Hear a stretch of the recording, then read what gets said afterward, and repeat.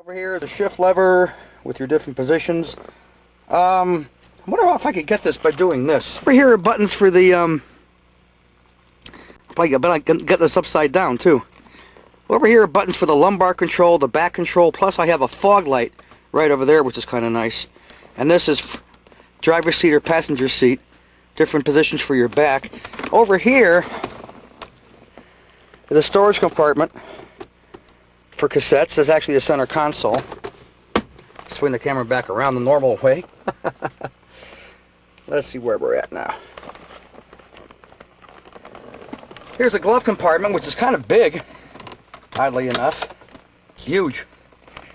With a remote control for the trunk or a lockout.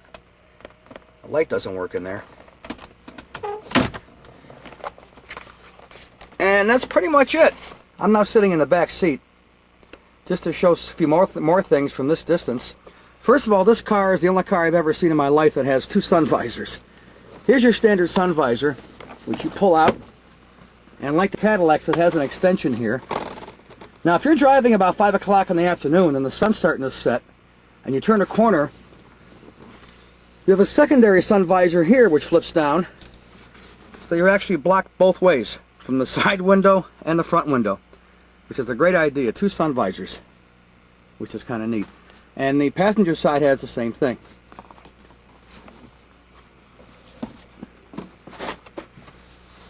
And of course this has the usual mirror with lights, and we have a dimmer on these lights, not just a high and low switch.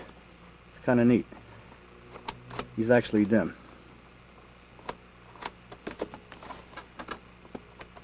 Turn those off. Up here in the center of the car, this is a garage door holder, remote control holder, and over here, a little holder for your sunglasses, which are up there somewhere. There they are. Sunglass holder. This is a very unique day-night mirror. It doesn't have the usual control.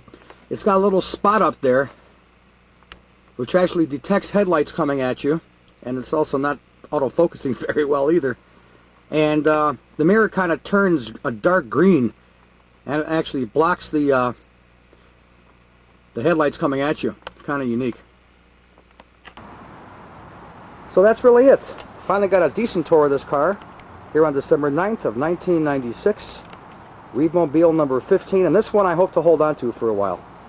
I've got to soup up the stereo a little bit because I have no low end whatsoever, and I had to have the brakes worked on the day I bought the car, but other than that it's been running just fine. The old Touring Sedan logo there with all the dirt. So that's it for this Reedmobile. Hopefully we'll have this one for a while. Ray Glasser, take care. Okay, we're going to start the car.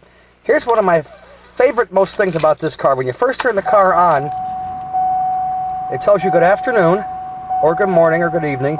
Monitored systems okay. That's letting you know that all the systems that this thing is monitoring, obviously, are okay. This is a bright green display which is coming out, there we go, kind of white in the viewfinder. I guess I was too bright. I'm going to push all these buttons now and show you exactly what all this stuff does. There's our average gas mileage. This is how much gas I've used. Push the same button again. How many gallons remain. Next button is how many miles I have to go on this tank of gas. The average speed on this tank of gas. And yes, there are beeps to this thing. Again, oil life, when you get the oil change, you reset this thing to 100%, and it goes down to 0. Shows you how long in between oil changes. Here are the gauges. Here's my coolant temperature, oil pressure, battery, and the tach. This is one of your touring things now. I just set this to like 9999 a couple weeks ago. That's how many miles to the destination. Trip over 7 days, I just played around with that. This is a countdown clock. If you want to reset this thing to how many hours or whatever on the trip, you can reset this. Here's today's date and today's time. And the last two buttons are just to turn this thing off or to reset it, which is kind of nice. Let me see if I can get this thing to actually come out green by turning this way down. There we go. Not too bad. Now there is one button over there that I did talk about that says test. You hit test and you get this. And notice how it kind of wipes from the left to the right. I think that's kind of neat. Push test again. There we go. Now let's push a trip odometer, see how much I've driven on this car. I've driven 320 miles plus 150 in the month I've had it, because I had the brakes worked on. I had to reset this thing. One thing I did forget to show is the mileage of the car with a lot of glare. 78373. Bought this thing, I had like 77,500 I think, so I haven't put on a whole lot in the month. But again, I don't really drive that much. So that's about it. Another tour of the Oldsmobile. Hopefully I'll hang on to this one for at least 2 or 3 years. It's so nice, and it rides like a Cadillac, so I'm really happy with it. This Ray Glasser on October 28th of 1996. And tour of the Oldsmobile. See how long this one lasts. And we'll see you later. So long.